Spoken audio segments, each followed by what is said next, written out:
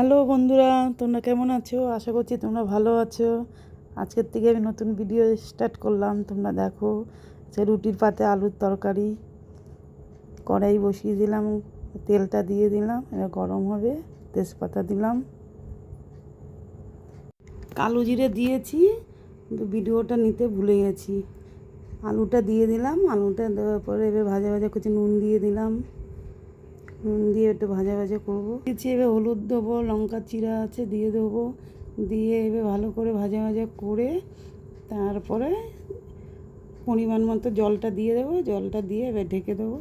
এবার ঢাকনাটা খুলে নিলাম, খুলে নিয়ে এবার দেখছি আলুটা সিদ্ধ হয়ে গেছে। সিদ্ধ হয়ে যাওয়ার পরে এবার আলুগুলো ভেঙে দেবো, একটু ভেঙে দিলে একটু গামাখা হবে, দেখতে ভালো লাগবে, তরকারিটা খেতেও ভালো লাগবে। না রুটির সাথে, লুচির সাথে, পরোটার সাথে খেয়ে দেখবেন, খুব সুন্দর লাগবে। নামানোর আগে একটু মিষ্টি দিয়ে দিলাম, আপনারা চাইলে নাও দিতে পারেন। আপনারা খেয়ে দেখবেন, ভালো লাগবে।